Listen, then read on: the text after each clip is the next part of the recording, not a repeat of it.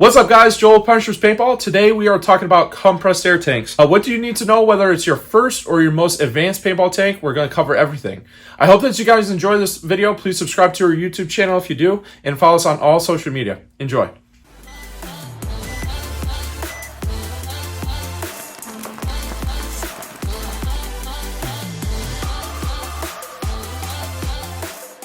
So here we are with our great selection of paintball tanks. We have many different sizes and options here when it comes to paintball tanks. So it could be a little overwhelming if you're trying to make a decision when it comes to purchasing your first compressed air tank. So we're here to help you kind of talk about some of the differences and everything else like that. So the first thing to distinguish is the different types of construction when it comes to paintball tanks. There are two major constructions. We have aluminum tanks, which we have here, and then we also have carbon fiber. So the main difference that we're going to first distinguish is why would you select an aluminum tank over a carbon fiber? Alrighty, guys, so you might be thinking about buying a compressed air tank. Maybe you have a CO2 tank, or maybe you're just wanting to get into paintball, you're about ready to buy your first paintball setup. If you're looking at compressed air, you're probably looking at an aluminum tank. We have a First Strike 13 cubic inch 3000 psi tank. We also have a Tippmann 48 cubic inch 3000 psi. The main thing when it comes to aluminum tanks that we'd like to first mention is price point. The reason why most people will choose an aluminum tank as compared to a carbon fiber tank is for the price difference. Aluminum tanks are much cheaper. Most come into price point of around anywhere from $40 all the way up to $80 or $90, depending upon the size and the function that the tank is serving. But overall, it's much cheaper than when you're looking at carbon fiber. But the main reason why you're buying aluminum is it's cheaper, but it's also not holding as much air compression-wise. It's only holding 3000 psi, and on top of that, it's much heavier. So a Tippmann 48 3000 tank is going to weigh 3 pounds on the dot when it comes to not having any compressed air on it. There will be a very slight difference in weight when it comes to actually being filled, but we like to weigh all of these with no air in them. So this weighs 3 pounds as compared to some of your compressed air tanks. It's also not going to hold nearly as much air as a compressed air tank, and we're going to tap into that here in just a second. So the main things to take away when it comes to aluminum is that it is cheaper, but it is heavier, and it's not going to hold as much air. Alrighty, guys, so here we are with our carbon fiber tanks. We have 3 different sizes here when it comes to carbon fiber. These are probably some of the more common sizes. We have the 48 cubic inch, which is a First Strike tank, and there are also other manufacturers that offer this size option, or roughly this size option, anywhere from 45 cubic inches to 50. This is called a peanut tank, and the reason why it's called a peanut tank, as you can probably tell, is because it looks like a peanut. It's very small. The next would be the 68 cubic inch 4500 psi. This is probably the most common size tank when it comes to paintball, and probably the gold standard across the industry when it comes to size. If you see efficiency videos or anything like that, most of the time they're with a 68 cubic inch. So recently there's been a big push with paintball players going to 77 cubic inch or 80 cubic inch, which you can see here with this beautiful Infamous tank. Paintballers wanted to get a little bit more shots out of their tanks without a large significant size difference. So 77 cubic inches as well as 80 cubic inches is becoming more popular. The other two things that we'd like to address with carbon fiber is first weight. So this 80 cubic inch 4500 psi tank weighs in at 2 pounds 5 ounces with the regulator. So it's 7 ounces lighter than the Tippmann 48 3000, and basically it's all a mathematical game when it comes to volume as well as compression. This holds 1.5 times as much compression as the 3000 psi, and it's also a larger tank by almost half, this being 80 cubic inches and the aluminum tank being 48 cubic inches. So you're going to get a lot more shots out of your tank. You're going to have a better experience because you're not going to have to be filling up nearly as much, and it's lighter. But with that comes a little bit of a price give, and basically you're going to be paying significant money when it comes to a super light bottle.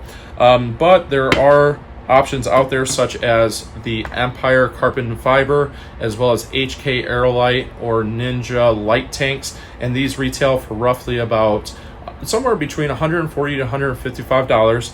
And what's really nice about that is you get a carbon fiber bottle, only offering 68 cubic inches, but it's really nice if you're trying to get into a carbon fiber tank. So it offers you a great experience with a lot of storage, and you're going to get a lot of shots for not nearly as much as you're going to pay for the top of the line compressed air tank. So the other thing that I like to mention when it comes to sizing your compressed air tank to you is two things. It's going to be dependent upon your personal preference. If you like a really compact feel, you might go for the 48 cubic inch, or you might want a more extended feel. So one thing that we've been able to show customers here at the store is how to properly size your tank. So that's what we're going to do now. Doug's going to join me in this shot. And basically what we're going to do is we're going to show you exactly how to size your paintball tank. So the first thing is you're just going to hold your paintball gun with one hand here, and basically you're going to reach out, and the butt of the tank should reach roughly about the crease of your elbow. So as you can see here, this fits me about perfectly. This is my Ninja SL2 9045. Doug, why don't you show everybody? So that's a 68 that we've been using to test our prime here at the store. And that's a little too small for you, right, Doug? Just a little bit. I can make this work. Personally, I use a Ninja SL2 77, but this is in the neighborhood of correct for me. But if we switch for a second here, yeah, and I will take this. Let's show them my arm with this thing first. So this is a whole lot. This is not, I look weird holding this, how big it is. And you're also a snake player, so yeah, this would something to keep in mind. You're going to want a more compact feel, yep, as compared to somebody that, you know, like me, where I'm in the back and I'm throwing down paint. Yep. So something to keep in mind. And obviously with the 6845, you can see how short this is for me. This is just a really, really tiny compact feel. That might be a personal preference. This isn't something, the sizing technique isn't something that you necessarily have to follow, just something to keep in mind. So with that said, the last thing that we're going to talk about when it comes to compressed air tanks is your paintball tank regulator and how to choose the right one. Alrighty guys, so maybe you've bought your paintball tank and you're trying to figure out which is the right regulator. All tanks come with a regulator, but there are different types of regulators, different types of output pressure, as well as different features with regulators. So when it comes to purchasing standard tanks such as the 48 3000 or maybe your most basic 6845, it's going to come with a very standard regulator that you can see right here. These regulators feature basically a fixed output pressure. So fixed output pressure means the pressure that is coming out of the regulator, which is different than the overall storage pressure. It's something important to mention is that 4,500 PSI is not what the gun sees. This regulator is here to regulate the pressure down to an acceptable level, anywhere usually from about 400 PSI up to 800 PSI. So this standard regulator that comes on Tippmann tanks, Empire tanks, etc. is usually right around 800 PSI. That is something to keep in mind depending upon the type of marker that you're using. If it's an electronic marker, it might be too much pressure for the solenoid to handle. Or it could also be that if you've got a low output pressure on a more fancy regulator and you're trying to use a mechanical marker, it might not be enough pressure to overdrive the internals and make sure that the gun is functioning properly. So output pressure is a very important thing when you're considering the type of paintball regulator that's on your paintball tank and which one to size and match with mostly your paintball marker. The other thing that I like to mention is when you start spending more money when it comes to paintball regulators, you do get other features. So we have here a Ninja standard regulator, and what's nice about this Ninja standard regulator is you can adjust the output pressure, taking shims in and out of it, anywhere from about 450 to 850 PSI, and you can adjust that in 100 PSI increments.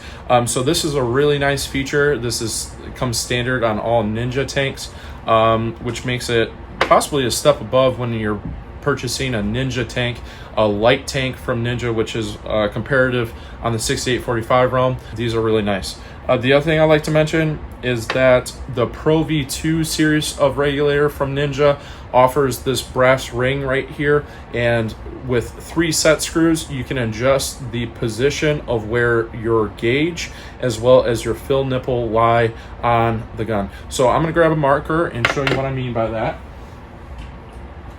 So here we have one of our used Geo 3.5s, and we're going to screw this tank in. And when we screw this tank in all the way, you can see that the fill nipple is not in necessarily a great position if you're going to try and fill your tank. So optimal position usually is to have your fill nipple down and your gauge up. That way, as you're holding your marker, you can see where you lie as far as how much pressure you have in your tank, and it's very simple to access your fill nipple. So when it comes to more expensive regulators, such as the Haymaker regulator that comes stock on Infamous tanks, or the Pro V2 regulator that comes as an upgradable feature on Ninja tanks, it is very important to keep that in mind. That is a very nice feature to have. The last thing that I like to mention when it comes to regulators is that there are two different types of construction. The recently released Powerhouse Haymaker Generation 3 regulator is definitely a step above when it comes to construction. This is stainless steel.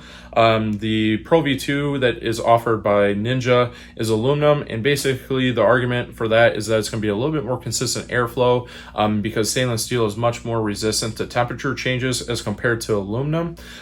We have not tested this yet. Might be a good YouTube video in the future, but needless to say, these retail for a price point of roughly around $120, whereas the Ninja tanks, the Pro V2s, retail for about $64.95, I believe. But for those people that really want the most consistent airflow with the regulator, the stainless steel construction of the infamous Powerhouse regulator is definitely something to consider. Alrighty guys, so that concludes our compressed air video. I hope that you guys enjoyed this video. I hope that we answered all of your questions. If you guys have any more questions, please feel free to comment below, and make sure that you guys subscribe on our YouTube channel as well as follow us on all social media, and we will see you next time.